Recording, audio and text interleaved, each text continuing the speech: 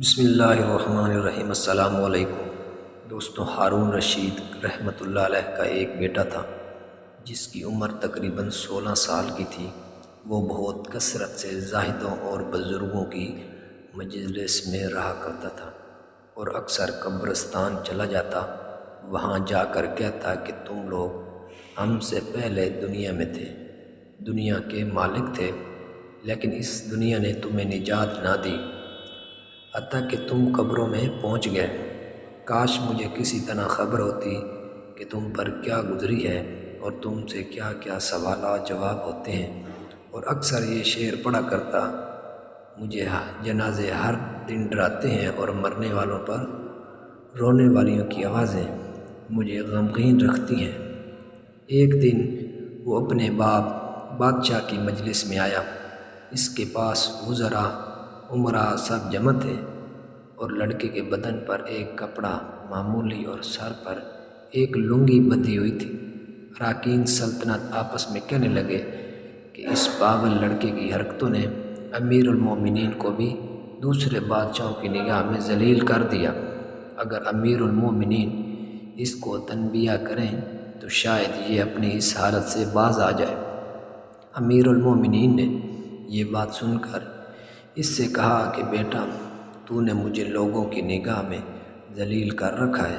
اس نے یہ بات سن کر باپ کو کوئی جواب نہیں دیا، لیکن ایک پرندہ وہاں بیٹھا تھا۔ اس کو کہا کہ اس ذات کا واسطہ جس نے مجھے پیدا کیا، تو میرے ہاتھ پر آ کے بیٹھ جا۔ وہ پرندہ وہاں سے اٹھ کر اس کے ہاتھ پر آ بیٹھا، پھر کہا کہ اب اپنی جگہ چلا جا۔ وہ ہاتھ پر سے اڑ کر اپنی جگہ چلا گیا۔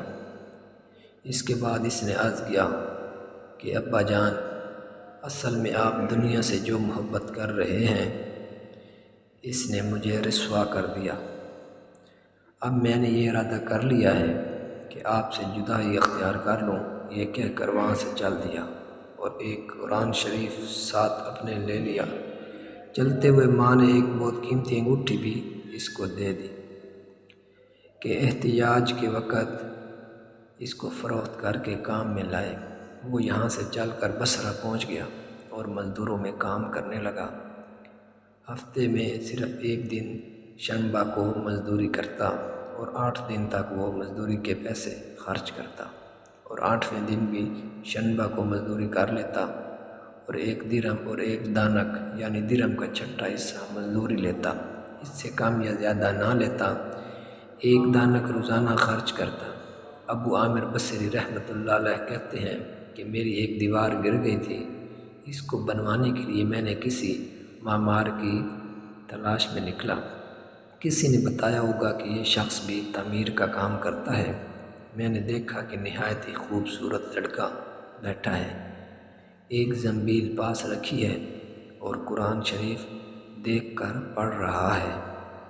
میں نے اس سے پوچھا کہ لڑکے مزدوری کرو گے؟ کہنے لگا کیوں نہیں کریں گے، مزدوری کے لیے تو پیدا ہی ہوئے ہیں۔ آپ بتائیں کہ کیا خدمت مجھ سے لینی ہے؟ میں نے کہا گارے مٹی تعمیر کا کام لینا ہے۔ اس نے کہا کہ 1 درہم اور 1 دانک مزدوری ہوگی اور نماز کے اوقات میں کام نہیں کروں گا، مجھے نماز کے لیے جانا ہوگا۔ میں نے اس کی دونوں شرطیں منظور کر لیں اور اس کو لا کر کام پر لگا دیا۔ مغرب کے وقت جب میں نے دیکھا تو اس نے 10 آدمی کی مقرر کام کیا۔ میں نے اس کو مزدوری میں 2 درہم دیے۔ اس نے شرط سے زیادہ لینے سے انکار کر دیا اور 1 درہم اور 1 دانک لے کر چلا گیا۔ دوسرے دن میں نے پھر اس کی تلاش میں نکلا، وہ مجھے کہیں نہ ملا۔ میں نے لوگوں سے تحقیق کیا کہ ایسی صورت کا ایک لڑکا مزدوری کیا کرتا ہے، کسی کو معلوم ہے کہ وہ کہاں ملے گا؟ لوگوں نے بتایا کہ وہ صرف شنبہ ہی کے دن مزدوری کرتا ہے، اس سے پہلے تمہیں کہیں نہیں ملے گا۔ مجھے اس کے کام کو دیکھ کر ایسی رغبت ہوئی کہ میں نے 8 دن اپنی تعمیر بند کر دی اور شنبہ کے دن اس کی تلاش کو نکلا۔ وہ اسی طرح بیٹھا قرآن شریف پڑھتا ہوا ملا۔ میں نے سلام کیا اور مزدوری کرنے کو پوچھا۔ اس نے وہی پہلی 2 شرطیں بیان کی، میں نے منظور کر لی۔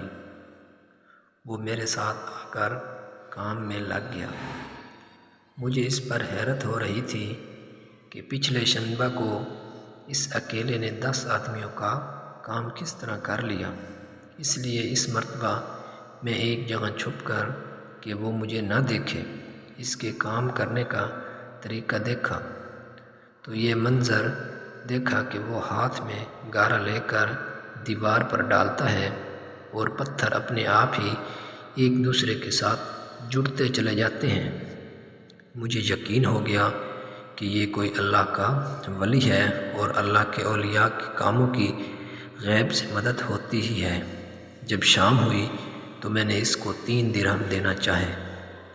اس نے لینے سے انکار کر دیا۔ میں اتنے درہم کیا کروں گا، اور 1 درہم اور 1 دانک لے کر چلا گیا۔ میں نے 1 ہفتہ پھر انتظار کیا اور تیسرے شنبہ کو پھر میں اس کی تلاش میں نکلا، مگر وہ مجھے نہ ملا۔ میں نے لوگوں سے تحقیق کیا کہ ایک شخص نے بتایا کہ وہ 3 دن سے بیمار ہے، فلاں ویرانہ جنگل میں پڑا ہے۔ میں نے ایک شخص کو اجرت دے کر اس پر راضی کیا کہ وہ مجھے اس جنگل میں پہنچا دے۔ وہ مجھے ساتھ لے کر اس جنگل ویران میں پہنچا تو میں نے دیکھا کہ وہ بے ہوش پڑا ہے، آدھی اینٹ کا ٹکڑا سر کے نیچے رکھا ہوا ہے۔ میں نے اس کو سلام کیا، اس نے جواب نہ دیا۔ میں نے دوسری مرتبہ سلام کیا تو اس نے آنکھ کھول لی اور مجھے پہچان لیا۔ میں نے جلدی سے اس کا سر اینٹ پر سے اٹھا کر اپنی گود میں رکھ لیا۔ اس نے سر ہٹا لیا اور چند شعر پڑھے۔ میرے دوست، دنیا کی نعمتوں سے دھوکے میں نہ پڑ، عمر ختم ہوتی جا رہی ہے اور یہ نعمتیں سب ختم ہو جائیں گی۔ جب تو کوئی جنازہ لے کر قبرستان میں جائے تو یہ سوچتا رہا کر کہ تیرا بھی ایک دن اسی طرح جنازہ اٹھایا جائے گا۔ اس کے بعد اس نے مجھ سے کہا، ابو عامر، جب میری روح نکل جائے تو مجھے نہلا کر میرے اسی کپڑے میں مجھے کفن دے دینا۔ میں نے کہا، میرے محبوب، اس میں کیا حرج ہے کہ میں تیرے کفن کے لیے نئے کپڑے لے آؤں؟ اس نے جواب دیا کہ نئے کپڑوں کے زندہ لوگ زیادہ مستحق ہیں۔ یہ جواب حضرت ابوبکر صدیق رضی اللہ تعالی عنہ کا جواب ہے۔ انہوں نے بھی اپنے وصال کے وقت یہی فرمائش کی تھی کہ میری انہی چادروں میں کفن دے دینا۔ جب ان سے نئے کپڑے کی اجازت چاہی گئی تو انہوں نے یہی جواب دیا تھا۔ لڑکے نے کہا، کفن تو پرانا ہو یا نیا، بہرحال بوسیدہ ہو جائے گا۔ آدمی کے ساتھ تو صرف اس کا اعمال ہی رہتا ہے، اور یہ میری لنگی اور لوٹا قبر کھودنے والے کو مزدوری میں دے دینا، اور یہ انگوٹھی اور قرآن شریف ہارون رشید تک پہنچا دینا، اور اس کا خیال رکھنا کہ خود انہی کے ہاتھ میں دینا، اور یہ کہہ کر دینا کہ ایک پردیسی لڑکے کی یہ میرے پاس امانت ہے، اور وہ آپ سے یہ کہہ کر گیا ہے کہ ایسا نہ ہو کہ اسی غفلت اور دھوکے کی حالت میں آپ کی موت آ جائے۔ یہ کہہ کر اس کی روح پرواز کر گئی۔ اس وقت مجھے معلوم ہوا کہ یہ لڑکا شہزادہ تھا۔ اس کے انتقال کے بعد اس کی وصیت کے مطابق میں نے اس کو دفن کر دیا، اور دونوں چیزیں گورکن کو دے دیں، اور قرآن پاک اور انگوٹھی لے کر بغداد پہنچا، اور قصر شاہی کے قریب پہنچا تو بادشاہ کی سواری نکل رہی تھی۔ میں ایک اونچی جگہ کھڑا ہو گیا۔ اول ایک بہت بڑا لشکر نکلا جس میں تقریباً 1000 گھوڑے سوار تھے۔ اس کے بعد اسی طرح یکے بعد دیگرے 10 لشکر نکلے، ہر ایک میں تقریباً 1000 سوار تھے۔ 10ویں جتھے میں خود امیر المومنین بھی تھے۔ میں نے زور سے آواز دے کر کہا، اے امیر المومنین، آپ کو حضور اقدس صلی اللہ علیہ وسلم کی قرابت رشتہ داری کا واسطہ ذرا سا توقف کر لیجئے۔ میری آواز پر انہوں نے مجھے دیکھا تو میں نے جلدی سے آگے بڑھ کر کہا، میرے پاس ایک پردیسی لڑکے کی یہ امانت ہے جس نے مجھے یہ وصیت کی تھی کہ یہ دونوں چیزیں آپ تک پہنچا دوں۔ بادشاہ نے ان کو دیکھ کر پہچان لیا، تھوڑی دیر سر جھکایا، ان کی آنکھ سے آنسو جاری ہو گئے اور ایک دربان سے کہا، اس آدمی کو اپنے ساتھ رکھو، جب میں واپسی پر بلاؤں تو میرے پاس پہنچا دینا۔ جب وہ باہر سے واپسی پر پہنچے تو محل کے پردے گروا کر دربان سے فرمایا، اس شخص کو بلا کر لاؤ، اگرچہ وہ میرا غم تازہ ہی کرے گا۔ دربان میرے پاس آیا اور کہنے لگا، اے امیر المومنین نے بلایا ہے اور اس کا خیال رکھنا کہ امیر پر صدمے کا بہت اثر ہے، اگرچہ تم 10 باتیں کرنا چاہتے ہو تو 5 ہی پر اکتفا کرنا۔ یہ کہہ کر وہ مجھے امیر کے پاس لے گیا۔ اس وقت امیر بالکل تنہا بیٹھے تھے۔ مجھ سے فرمایا کہ میرے قریب آ جاؤ۔ میں قریب جا کر بیٹھ گیا۔ کہنے لگے کہ تم میرے اس بیٹے کو جانتے ہو؟ میں نے کہا، جی ہاں، میں ان کو جانتا ہوں۔ کہنے لگے، وہ کیا کام کرتا تھا؟ میں نے کہا، گارے مٹی کی مزدوری کرتے تھے۔ کہنے لگے، تم نے بھی مزدوری پر کوئی کام اس سے کروایا؟ میں نے کہا، کرایا ہے۔ کہنے لگے، تم اس کا خیال نہ آیا کہ اس کی حضور اقدس صلی اللہ علیہ وسلم سے قرابت تھی؟ یہ حضرات حضور صلی اللہ علیہ وسلم کے چچا حضرت عباس کی اولاد ہے۔ میں نے کہا، امیر المومنین، پہلے اللہ سے معذرت چاہتا ہوں، اس کے بعد آپ سے عذر خواہ ہوں۔ مجھے اس وقت اس کا علم ہی نہ تھا کہ یہ کون ہے۔ مجھے ان کے انتقال کے وقت اس کا حال معلوم ہوا۔ کہنے لگے کہ تم نے اپنے ہاتھ سے اس کو غسل دیا؟ میں نے کہا، جی ہاں۔ کہنے لگے، اپنا ہاتھ لاؤ۔ میرا ہاتھ لے کر اپنے سینے پر رکھ دیا اور چند شعر پڑھے جن کا ترجمہ یہ ہے، اے وہ مسافر جس پر میرا دل پگھل رہا ہے اور میری آنکھیں اس پر آنسو بہا رہی ہیں، اے وہ شخص جس کا مکان قبر دور ہے لیکن اس کا غم میرے قریب ہے۔ بے شک موت ہر اچھے سے اچھے عیش کو مقرر کر دیتی ہے۔ وہ مسافر ایک چاند کا ٹکڑا تھا، یعنی اس کا چہرہ جو خالص چاندنی کی ٹہنی پر تھا، یعنی اس کے بدن پر۔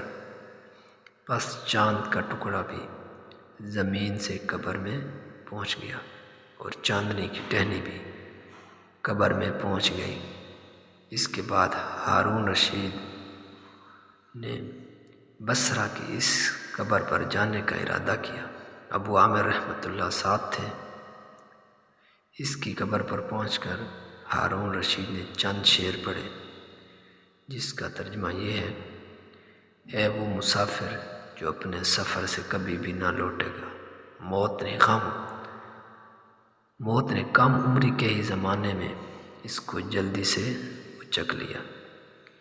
اے میری آنکھوں کی ٹھنڈک، تو میرے لیے انس اور دل کا چین تھا، لمبی راتوں میں بھی اور مختصر راتوں میں بھی تو نے موت کا وہ پیالہ پیا ہے جس کو عنقریب تیرا بوڑھا باپ بڑھاپے کی حالت میں پیے گا، بلکہ دنیا کا ہر آدمی اس کو پیے گا، چاہے وہ جنگل کا رہنے والا ہو یا شہر کا رہنے والا ہو۔ بس سب تعریفیں اسی وحدہ لا شریک لہ کے لیے ہیں جس کی لکھی ہوئی تقدیر کے یہ کرشمے ہیں۔ ابو عامر رحمۃ اللہ کہتے ہیں کہ اس کے بعد جو رات آئی تو جب میں اپنے وظائف پورے کر کے لیٹا ہی تھا کہ میں نے خواب میں ایک نور کا قبہ دیکھا جس کے اوپر ابر کی طرح نور ہی نور پھیل رہا ہے۔ اس نور کے ابر میں نے اس لڑکے نے مجھے آواز دے کر کہا، ابو عامر، تمہیں حق تعالی شان جزائے خیر عطا فرمائے، تم نے میری تجہیز و تکفین کی اور میری وصیت پوری کی۔ میں نے اس سے پوچھا، میرے پیارے تیرا کیا حال گزرا؟ کہنے لگا، میں ایسے مولا کی طرف پہنچا ہوں جو بہت کریم ہے، مجھ سے بہت راضی ہے۔ مجھے اس مالک نے وہ چیزیں عطا کی جو نہ کبھی کسی آنکھ نے دیکھی، نہ کان نے سنی، نہ کسی آدمی کے دل پر ان کا خیال گزرا۔ یہ ایک مشہور حدیث پاک کا مضمون ہے۔ حضور اقدس صلی اللہ علیہ وآلہ وسلم ارشاد فرماتے ہیں کہ اللہ کا پاک ارشاد ہے کہ میں نے اپنے نیک بندوں کے لیے ایسی چیزیں تیار کر رکھی ہیں جو نہ کسی آنکھ نے کبھی دیکھی، نہ کان نے سنی، نہ کسی کے دل پر ان کا خیال گزرا۔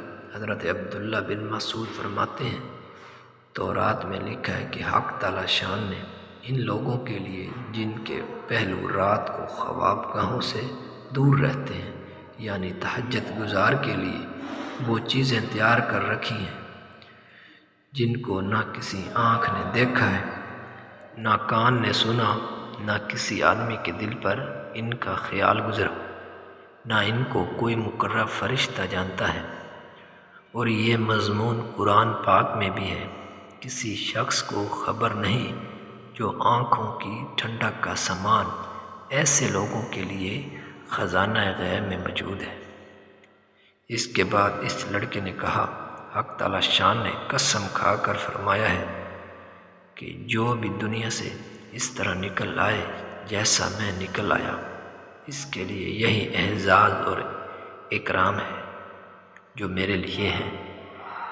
تو ویڈیو اچھی لگے تو لائک ضرور کریں۔ شکریہ، خدا حافظ۔